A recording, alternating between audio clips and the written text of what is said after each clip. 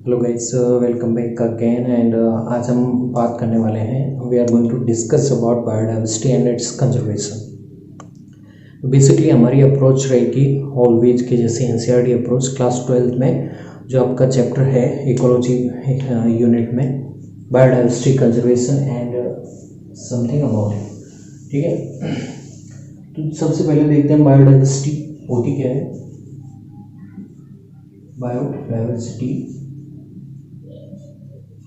तो एक इकाई क्षेत्रफल पे, जैसे मान लीजिए ये हमारा एक इकाई क्षेत्रफल है और इस इकाई क्षेत्रफल में जितनी डिफरेंट टाइप की जो आपको वेरिएशंस में स्पीसीज मिलेंगी, उन सभी को एवरेज वे में आप क्या बोलोगे, बायोडाइवर्सिटी बोलोगे। ठीक है, तो किसी एक इकाई क्षेत्रफल में पाई जाने वाली अलग अलग स्पीसीज को जो एवरेज होता है उसे आप बायोडाइवर्सिटी कहते हैं। ज़्यादा बायोडाइवर्सिटी है तो उससे आपको ज़्यादा अलग अलग स्पीसीज मिलेंगी। तो बायोडाइवर्सिटी को सबसे पहले हमारे माइंड में आता है इसे क्यों संरक्षित करना चाहिए, why should be conserve it. Then अगर हम एनसीईआरटी अप्रोच में बात करें तो इसमें उन्होंने 3 रीज़न दिए हैं जिनको ध्यान में रखते हुए हमें इसका कंजर्वेशन करना चाहिए। ठीक है, फर्स्ट वन है एथिकल यूजेस है, कुछ इसकी यूजेस हैं। ठीक है, दूसरा होता है आपका नैरो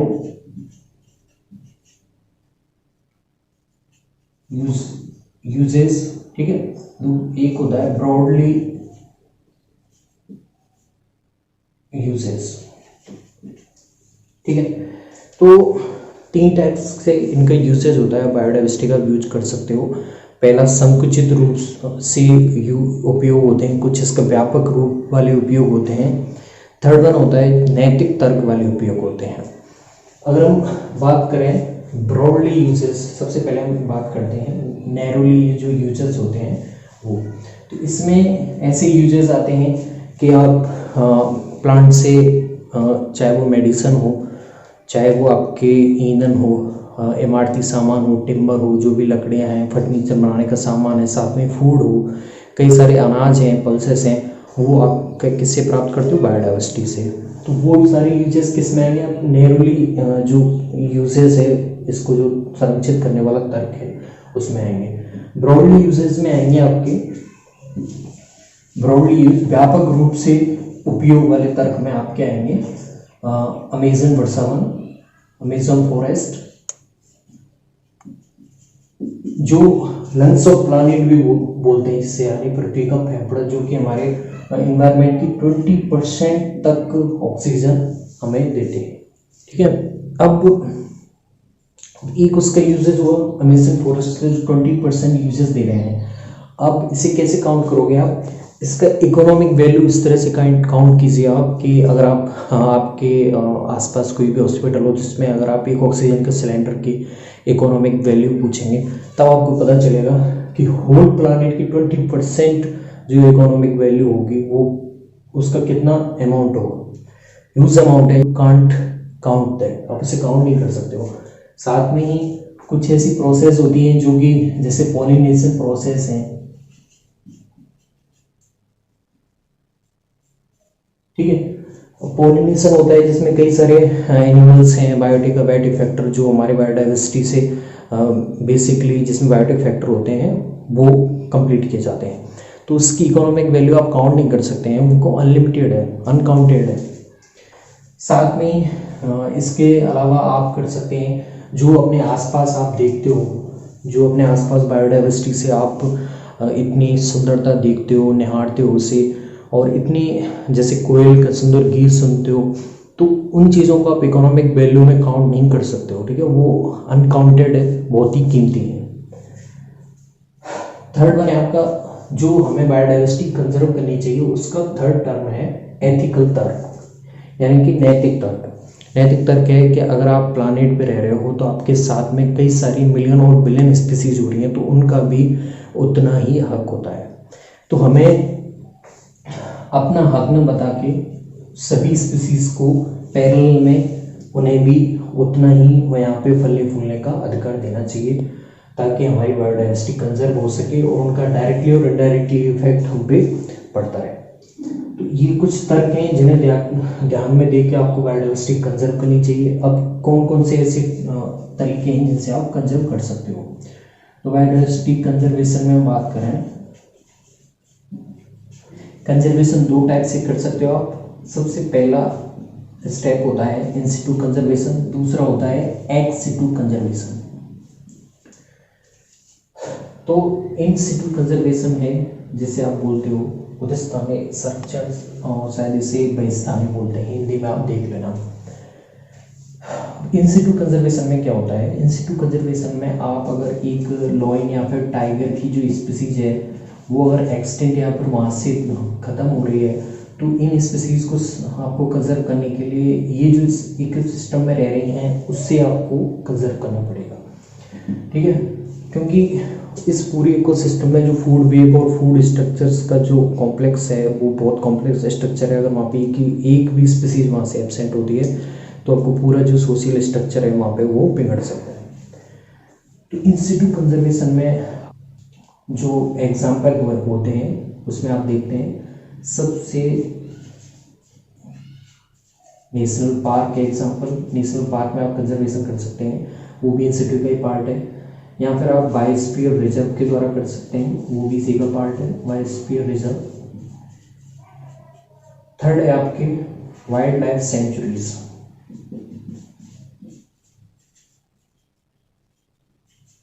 ठीक है, तो बेसिकली आप इनमें रहने वाले जो स्पीसीज हैं उनकी कंजर्वेशन के लिए आप उनके इकोसिस्टम को कंजर्व कर रहे हैं, ठीक है।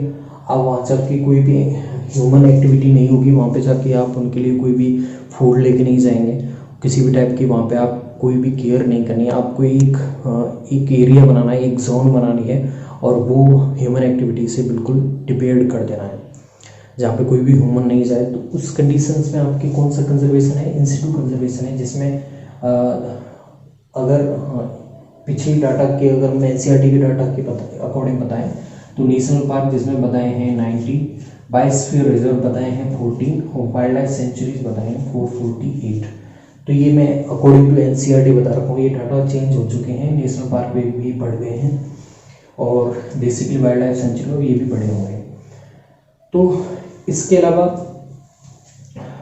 अलावा यहाँ पे हमें देखने को मिलते हैं हॉट स्पॉट, उनके द्वारा भी आप कई सारी स्पीसीज के एक्सटेंशन को रोक सकते हो।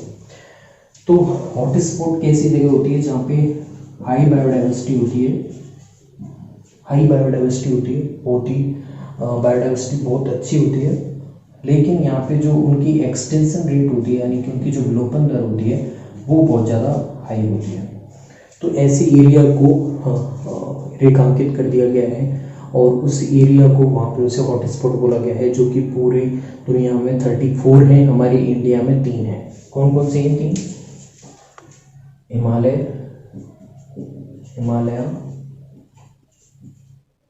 वेस्टर्न घाट और श्रीलंका के जो पास वाला एरिया है, श्रीलंका के पास वाला वो, और इंडो बर्मा वाला रीजन, ये हॉट स्पॉट है, ठीक है। टोटल वर्ल्ड में आपके 34 हैं, ठीक है। तो इस जगह बहुत हाई डाइवर्सिटी होती है और इस जगह आप एक्सटेंशन रोक दोगे यानी कि जातियों का यहाँ पे कंजर्वेशन करोगे तो आप बहुत अच्छा कंजर्वेशन कर दोगे। एक इन सिटू में ही होता है आपका सेक्रेड कंजर्वेशन, जिसमें पर्सन्स की आपके धार्मिक भावनाओं के द्वारा किसी चीज़ को इनडायरेक्टली वे में वहाँ पे संरक्षण मिल जाता है। इसमें कई एग्जाम्पल हैं आपके, मेघालय की खासी और जैंतिया पहाड़ियाँ, राजस्थान में अरावली है, कर्नाटक में भी कई ऐसी स्पेसिफिक जगह हैं। तो किसी भी पवित्र झील को पवित्र मान लिया जाता है तो उस जगह उन्हें धार्मिक भावनाओं के द्वारा संरक्षण मिल जाता है, ठीक है। तो ये इन सिटू कंजर्वेशन है, उस जहाँ पे स्पीसीज अगर कोई विलोपित हो रही है तो उसे कहीं लेके नहीं जा रहे हैं, उसके एरिया में ही, उसकी इकोसिस्टम में उसे कंजर्व करने की ट्राई की जा रही है। तो यहाँ पे याद रखना, ठीक है, इन सिटू कंजर्वेशन है और उनका नेचुरल हैबिटेट में ही उनका कंजर्वेशन किया जा रहा है, जबकि एक्स सिटू कंजर्वेशन इसकी जस्ट पॉइंट ऑफ व्यू से जस्ट अपोजिट है, इन सिटू कंजर्वेशन की जस्ट अपोजिट है। और इसमें ऐसी स्पीसीज़ को कंजर्वेशन मिलता है जो कि बहुत ही ज़्यादा एक्सटेंशन रेट पे हैं। अगर उन्हें केयर में नहीं रखा गया, ह्यूमन केयर में नहीं रखा गया, उन्हें स्पेसिफिक केयर में नहीं रखा गया, तो उनका जो विलोपन है वो निश्चित है। तो यहाँ पे एंडेंजर स्पीसीज है, ठीक है, उन्हें आप नेचुरल हैबिटेट में कंजर्वेशन दोगे तो वहाँ पे उनका इतना खतरा नहीं है। लेकिन बहुत ही ज़्यादा एक्सटेंशन वाली स्पीसीज जिनके लिए बहुत ज़्यादा खतरा है, उन्हें आप ह्यूमन केयर में रखेंगे। तो इसके एग्जाम्पल हैं आपके जूलॉजिकल पार्क,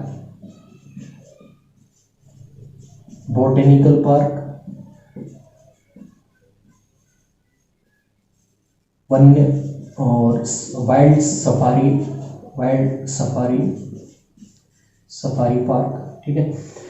फोर्थ है आपके जीन बैंक हैं, जीन बैंक, क्रायो प्रिजर्वेशन, ये कुछ टेक्निक्स हैं जो एक्सिटू में आती है। तो बेसिकली थोड़ा सा डिफरेंस है दोनों में। एक्सिटू में आपने उन्हें जो स्पीसीज विलोपित हो रही है, जो स्पीसीज बहुत ही दुर्लभ होने जा रही है, उससे आप उन्हें उसके नेचुरल हैबिटेट से ले जाके एक स्पेसिफिक केयर में रखा है ताकि वो विलुप्त नहीं हो जाए। तो इसके एग्जांपल हैं zoological park, botanical park, wild safari, gene bank और आपकी क्रायो प्रिजर्वेशन, जिनमें स्पीसीज होती हैं उनके -196 डिग्री सेंटीग्रेड पर नाइट्रोजन गैस की प्रेजेंस में उन्हें प्रिजर्व करा जाता है ताकि उनका बाद में सोमेटिक प्रोपोगेशन के द्वारा उनकी स्पीसीज को बढ़ाया जा सके। तो ये है आपका एक थोड़ा सा आइडिया एनसीईआरटी अप्रोच पे कि बायोडाइवर्सिटी क्या होती है, क्यों उसे कंजर्व करते हैं। तो हमने 3 यहाँ पे टर्म बताए थे, उनको ध्यान में रखते हुए उन्हें कंजर्व किया जाता है कि एक तो उनका ब्रॉडली यूजेस होता है, जैसे अमेजन फॉरेस्ट में जो कि 20% हमारे प्लानिट की ऑक्सीजन देता है और उसकी कीमत बहुत ही अनकाउंटिंग है, उसी की कोई कीमत आप गणना नहीं कर सकते हैं।